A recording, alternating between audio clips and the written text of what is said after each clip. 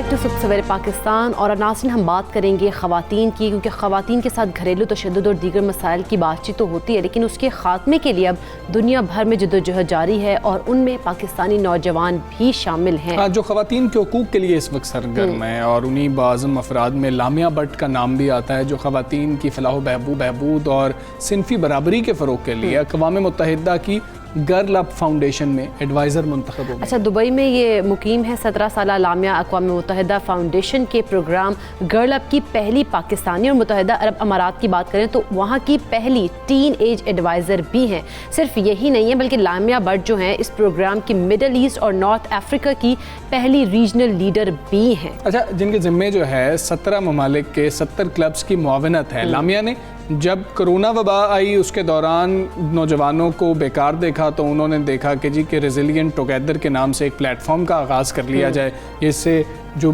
नौजवान हैं, बेरोज़गार हैं, उनको कुछ फ़ायदा हो सके। उनके इस इक़दाम का मकसद नौजवानों को बाइख्तियार बनाना था और कोरोना में लोगों की मदद करना। अच्छा, उन्होंने नौजवानों को जदीद कोर्सेज़ करवाए और इस प्रोग्राम में पाकिस्तान, भारत, मुत्तहिदा अरब अमारात, कतर और मलेशिया से 150 तलबा ने इस प्रोग्राम जो था इससे इस्तिफ़ादा हासिल किया और कोरोना लॉकडाउन के दौरान नए नए हुनर भी सीखे। उन्होंने बहुत सारे स्किल सिखाए उनको। हमारे साथ ही मौजूद है होनहार तालिबा लामिया भट्ट। अस्सलाम वालेकुम, गुड मॉर्निंग। सबसे पहले तो ये बताइएगा कि रेजिलिएंट टुगेदर जो प्लेटफॉर्म है, इसको बनाने का ख्याल कैसे आया आपको और इतनी छोटी सी उम्र में इतना ज़्यादा एतमाद कैसे हासिल हुआ? मई ऑफ 2020 में जब कोविड-19 सबसे ज़्यादा अपने पीक पे था, you know, where everyone was in lockdown, सब अपने घर में थे टू बी सेफ। बहुत सारे गवर्नमेंट्स इम्पोज्ड लॉकडाउन्स भी थे all over the world, and मैंने ये नोटिस किया था कि स्टूडेंट्स जो थे वो फ्रस्ट्रेटेड हो गए थे। You know, there are so many more important things that you know सबको people are be worried about, लेकिन जो यूथ थे बहुत घर में बैठ के यू नो डिसहार्टेंड हो गए थे।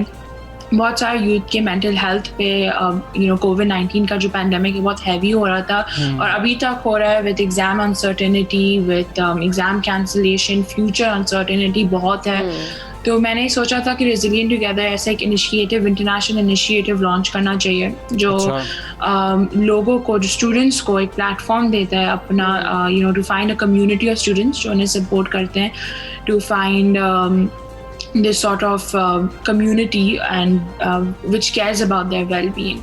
तो हमने रेजिलिएंट टुगेदर के थ्रू बहुत सारे डिफरेंट इनिशिएटिव्स किए। हमारा पॉडकास्ट है जिसमें हम बहुत सारे इन्फ्लुएंशियल गेस्ट से बात करते हैं, बल्कि हमने क्या कहते हैं, कैप्टन सरफराज अहमद से भी हमारे पॉडकास्ट का एपिसोड रिलीज होने वाला है, और हमने बहुत सारे डिफरेंट पर्सनालिटी से बात किया from all over the world. Open mics किया है हमने, बहुत सारे डिफरेंट किए हैं इवेंट्स। तो सबसे जो मेन हमने इवेंट किया था वो था रेजिलिएंट टुगेदर का समर प्रोग्राम जो हुआ था अगस्त 2020 में, जहाँ पे 150 स्टूडेंट्स आए थे। 11 से ज़्यादा कोर्सेज थे, जैसे कि coding, public speaking, debating, you know, artificial intelligence is the future. तो हमने सोचा कि you know we should have skills, we should have courses which prepare students for the future. तो हमने वही किया और that is how Resilient Together came to be, and alhamdulillah it has really gone international और बहुत से different students को इससे बहुत support मिल रहा है। ठीक है लामिया, मैं ये भी, आपने जो प्रोग्राम लॉन्च किया इसके ज़रिए तलबा को क्या कुछ सीखने को मिला था? सो जो रेजिलिएंट टुगेदर का समर प्रोग्राम हुआ था उससे स्टूडेंट्स ने बहुत कुछ वो सीख पाए। सिर्फ सब्जेक्ट नॉलेज नहीं हमने सिखाया था, हमने जो स्टूडेंट्स जिनके हॉबीज़ थे, जैसे कि बेकिंग हो गई, बेकिंग के भी कोर्सेज थे, ड्राइंग के कोर्सेज थे, डिजिटल आर्ट के कोर्सेज थे, लेकिन वैसे कोर्सेज थे जो हॉबीज़ होते हैं स्टूडेंट्स के, और बहुत सारे यू नो स्पेसिफिक कोर्सेज भी थे, जैसे कि कोडिंग, पब्लिक स्पीकिंग, हिस्ट्री के भी कोर्सेज थे। तो जो भी स्टूडेंट्स यू नो पसंद करते वो हमने उन्हें ऑफर किया था।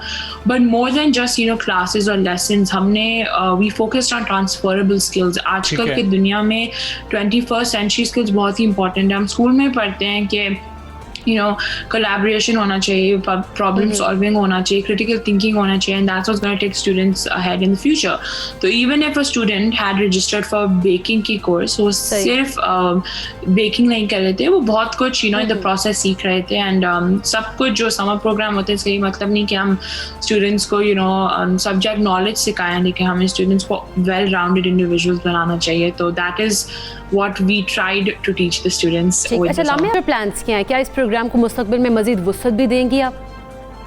फ्यूचर के बहुत प्लान्स हैं हमारे। रेजिलिएंट टुगेदर का समर प्रोग्राम 2021 इस साल भी खुलने वाला है। अगर किसी को भी अपने स्टूडेंट्स को, अपने चिल्ड्रन को इन्वॉल्व करना है तो रेजिलिएंट टुगेदर का इंस्टाग्राम है @resilient.together।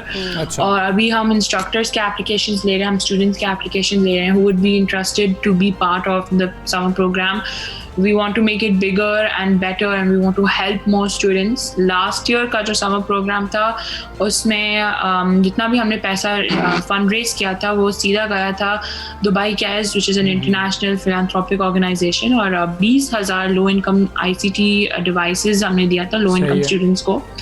तो फ्यूचर में भी इंशाल्लाह हम रेजिलिएंट टुगेदर के थ्रू पर्सनली हम ये चाहते हैं कि हम जितने लोगों को मदद कर सकते हैं हम कर पाएँ, और अपने पाकिस्तानियों को UAE में जो रेजिडेंट्स है, सिटीजन्स हैं, उन सबको मदद कर पाएँ। तो वही है प्लान्स इंशाल्लाह फ्यूचर की। और पर्सनली मेरे एक बहुत बड़ा ड्रीम है कि पाकिस्तान को रिप्रेजेंट करूँ यूनाइटेड नेशंस में, रिप्रेजेंटेटिव इन द फ्यूचर इंशाल्लाह through learning foreign policy. लामिया, girl up programme जो है अक़वाम मुत्तहिदा का, उसके एडवाइज़र भी हैं और मिडल ईस्ट और नॉर्थ अफ्रीका के रीजनल लीडर भी हैं। ये प्रोग्राम क्या है, इसका मकसद क्या है और आपका इसमें किरदार क्या है?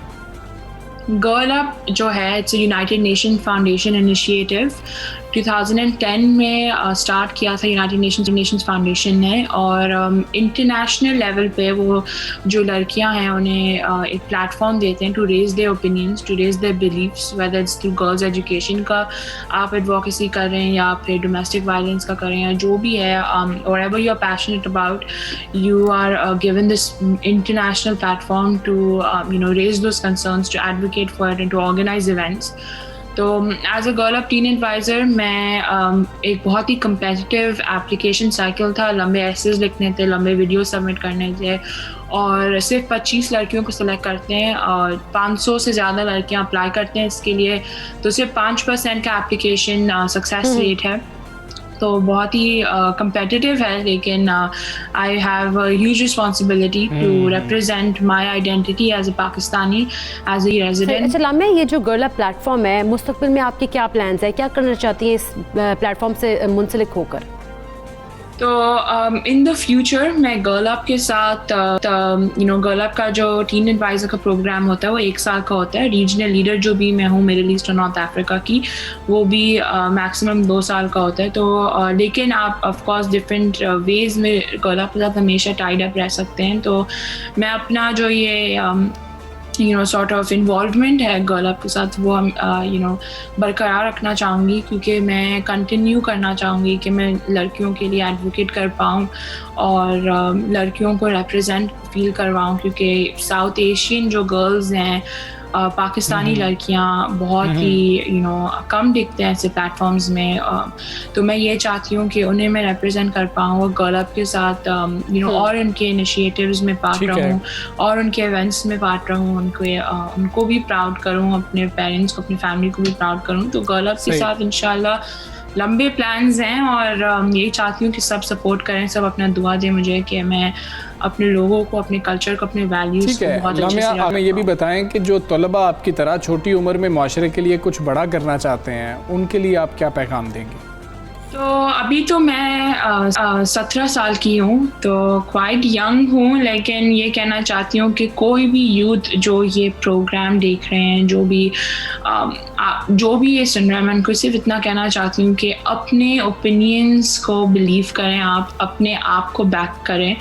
There is no bigger supporter of yourself than yourself. आप अपने सबसे बड़े सपोर्टर हैं, ये कभी मत भूलना। बहुत सारे लोग हैं जो आपको बोलेंगे there is no point in doing this, there is no point in being a risk taker, लेकिन मैं ये हमेशा कहूँगी कि एक्सप्रेस योर ओपिनियंस, रिस्पेक्टफुली भी ओपिनियंस एक्सप्रेस होते हैं। कभी कभी हमें बहुत स्ट्रगल करना होता है अपने ड्रीम्स को हासिल करने, लेकिन वर्क हार्ड। मैंने जितना भी कुछ ज़िंदगी में अचीव किया है, even at a young age and even now, is के just through determination. You just have बिल्कुल to work determination hard, be होनी चाहिए determined. और आपको मेहनत करनी चाहिए। लामिया जो हैं वो सारे बच्चों को, जितने भी उनकी उम्र के टीनेज खासतौर पे जो लोग हैं उनको पैगाम दे रही हैं। तो लामिया बहुत शुक्रिया आपका, और आपने सपोर्ट की बात की, हम आपको बहुत ज़्यादा सपोर्ट करते हैं, इसीलिए हमने आपको अपने प्रोग्राम का हिस्सा भी बनाया। तो इस तरह के जो काम है जिस तरह से कर रहे हैं उनको अप्रिशिएट भी करना चाहिए। बिल्कुल ऐसे ही। अच्छा आगे बढ़ते हैं, एक और टीम है, उसको अप्रिशिएट करना है बहुत ज़्यादा, इतनी बेहतरीन कारकर्दगी है कि उसको अप्रिशिएट नहीं करेंगे तो पता नहीं आज क्या होगा। इसलिए हमने आज भी कुछ उम्मीदें लगाई हुई हैं। पाकिस्तान और इंग्लैंड आज पहले T20 मैच में मद्दे मुकाबिल होंगे और ये सीरीज़ का पहला T20 है नॉटिंघम में, रात 10:30 बजे ये खेला जाएगा। अच्छा, कोरोना केसेस वाले जो खिलाड़ी हैं उनकी आइसोलेशन भी मुकम्मल हो गई है और अब उनके जो कप्तान हैं एंड मॉर्गन, उन समय जो सीनियर्स प्लेयर्स हैं उन्होंने कम बैक किया है। अब कौमी क्रिकेटर्स जो है ना वैसे कम बैक किया लेकिन अब जो है थोड़ी सूरत हाल और भी डिफ़िकल्ट हो जाएगी, जिस तरह पहले तो ही थी, वाइट वॉश हो गए। अब देखते हैं कि कौमी क्रिकेटर्स जो है वो वनडे सीरीज़ में लगी शिकस्त का दाग जो है वो धोने के लिए ट्रेनिंग तो कर रहे हैं, तो क्या वो धो भी पाएंगे कि नहीं? अच्छा, T20 मुकाबलों में भी देखें तो हमें इंग्लैंड की जो टीम है उसका पल्ला भारी नज़र आ रहा है। खैर मिसबाहुल हक ने भी यही कहा है कि जी कि ये सारों की गलती है, सब पे जिम्मेदारी आयद होती है, लेकिन उन्होंने कहा कि हमने गुज़श्ता 6 सीरीज़ जीती हैं, लेकिन एक सीरीज़ हारने पर इतनी तनकीद की जा रही है। अब ये समझ नहीं आ रही है कि वो कहना क्या चाह रहे हैं, वो गलती तस्लीम कर रहे हैं, नहीं कर रहे हैं, किन टीमों से हम जीते हैं ये हम सबको अच्छी तरह पता है। बात करेंगे सीनियर एनालिस्ट हाफिज़ इमरान हमारे साथ मौजूद है। इमरान, अस्सलाम वालेकुम, गुड मॉर्निंग। आज आप क्या देखते हैं कि कौन से ऐसे खिलाड़ी हैं, ख़ास तौर पे हमारे नायब कप्तान से शुरू कीजिएगा, शादाब से, जिनको आइसोलेशन में भेजना चाहिए पहले मैच के लिए? देखें, अब जब जिस टीम के कप्तान के बारे में ये गुफ्तगू शुरू हो जाए कि उसको आइसोलेशन में भेजना चाहिए, उसके मैच की नतीजे के मुमकिन नतीजे के हवाले से या फिर कारकर्दगी के हवाले से आप देखेंगे किस किस्म की बात की जा सकती है और लोग कितने मायूस भी होते हैं, दिल बर्दाश्ता भी होते हैं। ये सारे अल्फाज उस वक्त निकलते हैं। देखिए, खुशी के अपने एक अल्फाज होते हैं। हाँ जी। और गमी के और मायूसी के और दिल बर्दाश्ता जब इंसान होता है उसके अपने अल्फाज होते हैं, वो खुद ब खुद ही निकलते हैं। आपको कुछ सोचने की बहुत ज़्यादा ज़रूरत पेश नहीं आती है। तो ये पाकिस्तान टीम की कारकर्दगी ऐसी है कि लोग दिल बर्दाश्ता भी हैं और मायूस भी हैं। वो लोग जो क्रिकेट देखते हैं वो ज़रूर मायूस हैं, हाँ, वो बिल्कुल नहीं होंगे जिनको इससे लाखों रुपए माहाना मिल रहे हैं, करोड़ों रुपए सालाना मिल रहे हैं बोर्ड ऑफिसर्स को बिलखुसूस, और उसके साथ साथ जिन लोगों को अहम जिम्मेदारियां दी गई हैं वो मायूस नहीं होंगे। ये जो आम क्रिकेट शायक है ना, एक आम पाकिस्तानी, वो जरूर देखता है कि यार मैं जिम्बाब्वे से भी हार गया, मैं यहाँ पर इंग्लैंड की एक तीसरे दर्जे की टीम से भी हार गया, तो उसको तो परेशानी होती है, वो तनकीद भी करना चाहता है। लेकिन जब ऐनक बदलती है तो उस वक्त मंजर सुहाना हो जाता है। आपको यकायक मुगलपुरा की गलियों में या भाटी की तंग गलियों से निकलकर आप बदलती ऐनक के साथ घूम आप भाटी में रहे होते हैं, लेकिन आपको लगता है कि आप बाबू सर टॉप पर खड़े हुए हैं। तो ये ऐनक बदलने का कमाल है और कुछ नहीं है। या जहाँ तक मिसबाहुल हक का ताल्लुक है कि आप 6 सीरीज हारे जीते, तो आपके लोगों ने तारीफ भी तो की थी ना, उस वक्त भी कहते कि हमारी तारीफ की जरूरत नहीं है। तनकीद पर ही ये कहने की जरूरत पेश आती है कि तनकीद नहीं करनी चाहिए। भाई क्यों नहीं करनी चाहिए? लोग क्यों नहीं करेंगे तनकीद? दुनिया में कहीं ऐसा होता है कि आप हारे और आपको हार पहनाए हैं? ये भी सिर्फ पाकिस्तान में ही होता है। कि इंडिया की टीम हारी थी क्वार्टर फाइनल, ये सेमीफाइनल जब हुआ था 96 वर्ल्ड कप का, उस वक्त वो आग लग गई थी स्टेडियम में। जब शोएब अख्तर ने राहुल तेंदुलकर को आउट किया था, स्टेडियम खाली करवा के मैच करवाना पड़ा था। तो क्या वहां पर उन्होंने हार पहनाए थे लोगों को? इसलिए ये कहना जरा बहुत आसान है कि जब आप हारते हैं और उसके बाद आप पर तनकीद नहीं की जाती, ये नामुनासिब है। मिसबाह साहब को और उनके साथ जितने भी खिलाड़ी हैं, ये जो भी बोर्ड ऑफिशियल्स हैं, लोग उनकी कारकर्दगी पर तनकीद कर रहे हैं, लोग उनके लिबास पर तनकीद नहीं कर रहे हैं, लोग उनके वज़ा-क़ता पर तनकीद नहीं कर रहे हैं, लोग उनकी गाड़ियों पर तनकीद नहीं कर रहे हैं, लोग उनके बंगलों को तनकीद नहीं कर रहे हैं। खेल के ऊपर तनकीद हो रही है, उसका सामना करें। उसका जवाब क्या है? उसका जवाब यह है कि आप अपनी परफॉर्मेंस दें। मैच जीते पाकिस्तान के लिए। अच्छा इमरान, प्रीवियस जो हमारा ये हमने वनडे हमने सीरीज हारी हैं, इनको अगर हम देखें, इनको देखते हुए अब हमें T20 में क्या प्लानिंग करनी होगी? कौन से खिलाड़ी हैं जिनको मौका देना चाहिए, या फिर हमें देखना चाहिए कि ओपनिंग जो है हम किन खिलाड़ियों से आपको लगता है कि हमें करवानी चाहिए, किनको चांस देना चाहिए? देखिए, चांस तो जो वहाँ पर दस्तयाब खिलाड़ी मौजूद हैं, जो गए हैं, उन्हीं में से किसी को देना है। और शोएब मकसूद को आप जो PSL की उसकी परफॉर्मेंस थी उस पर टीम के साथ लेके गए हैं। आजम खान को शामिल किया है पाकिस्तान के स्क्वाड में। शजील खान को उनकी पावर हिटिंग की एबिलिटी की वजह से कि वो तेज खेलते हैं ऊपर से, उस बिना पर टीम में शामिल किया गया है। हसन अली आज, जिसमें सबसे ज़्यादा पाकिस्तान को धचका लगेगा कि वो हसन अली आज पाकिस्तान की टीम का हिस्सा नहीं होंगे, तो पाकिस्तान की बॉलिंग और ज़्यादा कमज़ोर हो जाएगी। क्योंकि हसन की मौजूदगी में पाकिस्तान के पास एक हौसला और उम्मीद जरूर रहती है कि वो किसी भी वक्त पाकिस्तान के विकेट्स ले सकते हैं। और जब से वो कमबैक हुआ है उनका, उस वक्त से लेकर अब तक वो अहम मौके के ऊपर पाकिस्तान के लिए विकेट्स ले रहे हैं। और भले पाकिस्तान हारे, लेकिन हसन की बॉलिंग के शोबे में कारकर्दगी इंफरादी तौर पर अच्छी होती है। अब यहाँ पर आज हसन के ना होने से पाकिस्तान का वो जो बैलेंस, जिसकी बात इन दिनों बहुत हो रही है, चर्चा है पाकिस्तान में, पाकिस्तान क्रिकेट में भी उसकी खासी बातचीत है, वो बैलेंस आज खराब होगा। आज देखते हैं कि वो बैलेंस, वो तवाज़ुन ठीक होता है, क्योंकि एक ऐसा बॉलर जो 4 ओवर्स में विकेट्स भी लेता है, जो अपनी बैटिंग से भी थोड़ा बहुत फर्क डालने की कोशिश करता है, अगर वो अनफिट बाहर होता है तो उससे पाकिस्तान का बैलेंस जरूर खराब होगा। और पाकिस्तान के खिलाड़ी आज दबाव में जरूर मैदान में उतरेंगे। इंग्लैंड की तरफ आप देखें कि उनके जो सीनियर क्रिकेटर्स थे सब के सब वापस आ गए हैं, तो उनकी स्ट्रेंथ तो और भी ज्यादा है। तो पाकिस्तान के लिए मसाइल जरूर होंगे। अगर वो सुहेब मकसूद, शर्जील खान और आजम खान तीनों को खिला लेते हैं, टीम में शामिल कर लेते हैं, तो आप देखें हमारी फील्डिंग के लिए भी बहुत मसाइल हो सकते हैं, क्योंकि तीनों को बहुत ज्यादा नहीं है। तो यहाँ पर ना ग्राउंड में कोई दरख्त है जिसके पीछे आप किसी खिलाड़ी को छुपा लेंगे, यहाँ पर सब नजर आ रहे होंगे। और अगर ये तीनों होते हैं तो मसाइल होंगे। पाकिस्तान के लिए मुश्किल जरूर है। देखें, आपकी कारकर्दगी भी ठीक नहीं है, आप बेस्ट कॉम्बिनेशन को भी नहीं आजमाते हैं। जैसा आपने वाइस कप्तान का जिक्र किया है, वो उनकी फॉर्म अच्छी नहीं है, और वो ये कहते हैं कि हम फॉर्म अच्छी नहीं हो तो इसका मतलब ये है कि हम अच्छा नहीं कर सकते। बिल्कुल ठीक कहते हैं, लेकिन ये भी देखना चाहिए कि कितने अरसे तक फॉर्म खराब रहे और टीम आपको साथ लेकर फिट। अच्छा, बिल्कुल ठीक है इमरान, हम बात कर रहे हैं अब इमाद वसीम है, हमारे पास नवाज हैं, ऑप्शन मौजूद है। क्या दरमियान में दोनों को जगह मिलेगी, या सिर्फ आप देख रहे हैं कि इमाद वसीम की वापसी हो रही होगी? नीचे क्या हम देख रहे हैं कि शादाब नहीं होंगे और उनकी जगह उस्मान कादिर होंगे? देखिए, जिस किस्म की शादाब की बॉलिंग फॉर्म है, वो कोई इतनी आपको मुतासिर तो नहीं लगती है। अब ये टीम मैनेजमेंट ने फैसला तो करना है। लोग तो काफी अरसे से बात कर रहे हैं कि उस्मान कादिर को मौका देना चाहिए, और उस्मान ने उससे बेहतर बॉलिंग का मुजाहरा किया। क्योंकि देखिए, जो शादाब बॉलिंग करते हैं उनकी ट्रैजेक्टरी जरा लो होती है, इस लेवल पे होते हैं।